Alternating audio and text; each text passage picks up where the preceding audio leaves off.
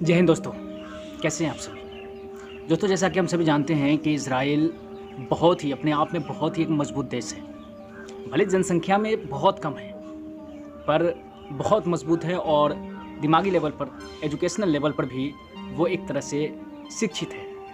ये सब क्या हम जानते हैं कि इस लड़ाई के पीछे वाक़ई इज़राइल का हाथ है, इज़राइल की समझदारी है या इज़राइल की ताकत ही है, जो अकेले इज़राइल इसे हैंडल कर रहा है।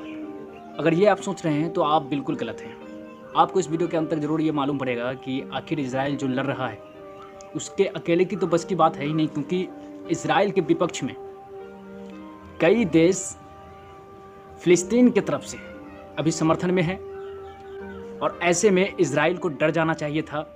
ऐसे में इज़राइल को सारे रॉकेट्स समेत लेने जाने चाहिए थे, जो अभी फ़िलिस्तीन को दागे जा रहे हैं, लेकिन ऐसा वो नहीं कर रहे हैं। आपने पुरानी कहावत तो ज़रूर सुनी होगी कि हमेशा दो लोगों के बीच की झगड़ा में तीसरे का फ़ायदा होता है। अब हमें ढूंढना यह है कि यहाँ दो देशों के बीच के झगड़ा में तीसरा कौन सा देश है जिसका बहुत बड़ा फ़ायदा होने वाला है। वाकई जहाँ तक फ़ायदा की बात कर रहे हैं मेरे दोस्त, तो फ़ायदा उसी का होगा जो सेल कर पाएगा, जो हथियार का बिजनेस करता है। और लड़ाई में फट्टा तो चलने वाला है नहीं, जो बम्बू विक्रेता या बांस विक्रेता का फ़ायदा होगा। तो वास्तविकता यही है कि सबसे ज़्यादा लड़ाई में किसी का फ़ायदा होने वाला है तो वो हथियार विक्रेता का फ़ायदा होने वाला है। ये भी बात से हम वाकिफ़ हैं कि अपना भारत भी फ़िलिस्तीन देश की तरफ से समर्थन कर रहा है। तो क्या भारत देश का फ़ायदा है, ऑस्ट्रेलिया का फ़ायदा है, चीन का फ़ायदा है, अमेरिका का फ़ायदा है, ब्राज़ील का, या फिर इटली, हंगरी, किस देश का फ़ायदा है? सही डिसीजन लेते समय ज़रूर ये ख्याल आया होगा हमें कि इज़राइल या फिर फ़िलिस्तीन की तरफ जाना हमारे लिए उचित होगा या नहीं। कहीं ना कहीं हम लाभ हानि देख करके ही अपना समर्थक चुने होंगे।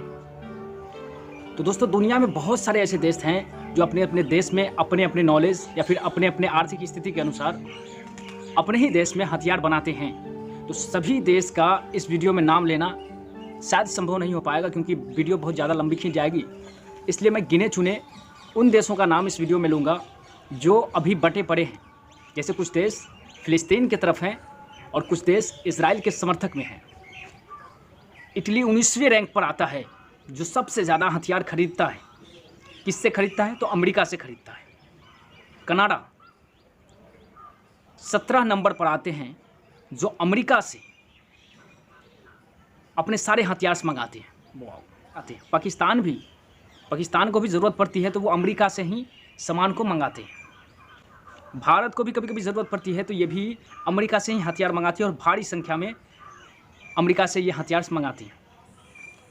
तुर्की भी अमेरिका से। तो कुल मिलाकर के देखें तो अमेरिका एक ऐसा देश है, दुनिया में यूनिक देश है, जो सबसे ज़्यादा हथियार बनाता है।